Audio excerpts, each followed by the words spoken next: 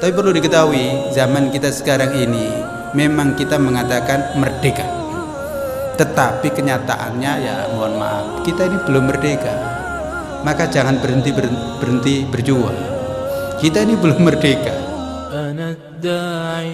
بإيماني أنا الإسلام رباني سأعلي رايتي دوما وأحمي صف إخواني.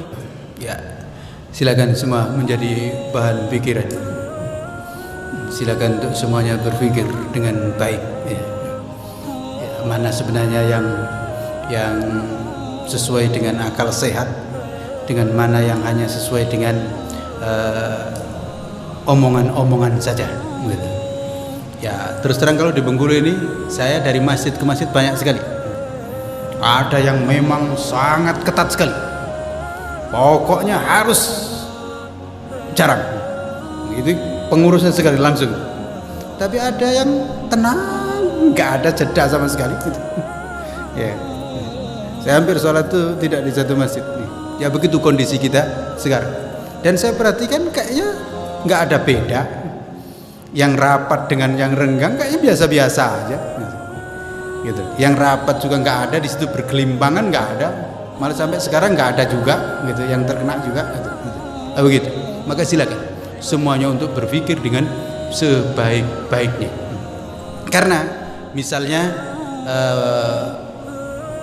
direktur rumah sakit yang di Padang itu mengatakan, dia rumah sakit, dia mengatakan banyak yang gagal paham tentang COVID ini, berlebihan. Soal masker juga berlebihan. Bukan nggak boleh soal masker, iya memang silakan. Tapi ada yang direktur ini mengatakan, pimpinan rumah sakit ini mengatakan banyak gagal paham. Gagal paham termasuk ketika mendengar ini positif. Gagal paham. Padahal ini orang dinyatakan positif itu belum tentu dia negatif. Maksudnya jangan ditanggapin ini negatif, karena ini nggak apa-apa. Dia ketahuan positif, segera bisa kemudian diobati dengan baik, nggak usah berlebihan gitu. Begitu. Jadi dia membangun masyarakat itu dengan penuh optimis, bukan dengan penuh ketakutan. Begitu. Termasuk juga ngubur. Yang tempo hari kami katakan juga, ternyata ini pimpinan rumah sakit juga yang mengatakan berlebihan mengubur jenazah dengan cara yang seperti itu. Wong orang sudah meninggal, nggak sudah bisa bersin lagi kok pakai dibungkus plastik pakai itu apa persoalannya? Ini dokter. Artinya begitulah. Oleh karena itu mari kita semuanya itu berakal sehat, dan mari jangan sampai kita ini menjadi manusia hidup sekali di dunia nggak merdeka. Gitu loh. Nggak merdeka, serba takut, serba ini, padahal kita adalah hamba Allah Subhanahu wa ta'ala, hamba Allah, dan kita berada dalam, insya Allah berusaha dalam keadilan. Nggak mau kita didikte orang-orang sana itu gitu. Begitu dan seterusnya.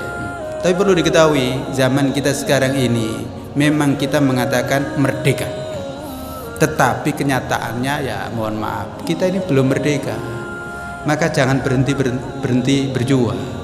Kita ini belum merdeka. Kalau kita lihat dari 3 buah kemerdekaan tadi kan belum. Kita tidak betul-betul diarahkan beribadah kepada Allah. Yang kedua, hukum yang berlaku di kita hukum apa? Ya kan? Hukum Belanda. Belandanya sebagai penjajah, hukumnya kita pakai. Gitu. Kan begitu. Sehingga ini terjadi. Sehingga dari sektor ekonomi saja, siapa yang mengatakan kita merdeka? Kita semakin hari semakin banyak utang. Bagaimana orang banyak utang itu merdeka? Orang itu kalau banyak utang nggak bisa merdeka, nggak bisa merdeka. Gitu. Lalu kemudian kesejahteraan dan kemakmuran susah. Selalu kita dibenturkan antara yang kaya dan yang miskin. Yang kaya juga susah hari ini. Yang miskin juga tambah susah juga, ya kan? Begitulah kondisi. Maka berarti kita harus berjuang bagaimana agar kita betul-betul merdeka. Dan bagaimana merdeka sejati sesuai dengan ajaran Nabi, bukan dengan konsep orang-orang Barat yang notabene mereka adalah penjajah.